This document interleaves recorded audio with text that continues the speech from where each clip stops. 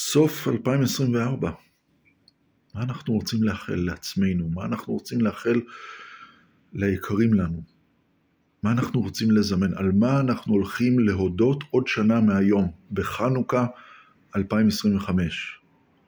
שהחטופים יחזרו למשפחות שלהם, לחיים שלהם, לחברים שלהם, לאהובים שלהם, לאנשים שדואגים להם ושולחים להם כל כך הרבה אהבה.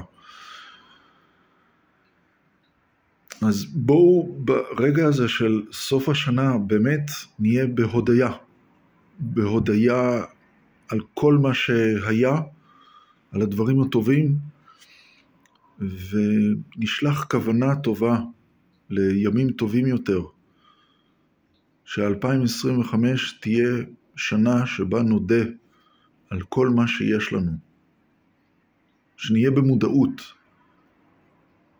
אי אפשר להיות בהודיה מבלי להיות במודעות, ואי אפשר להיות במודעות מבלי להיות בהודיה. אז שתהיה 2025 הכי טובה שיכולה. שנה טובה.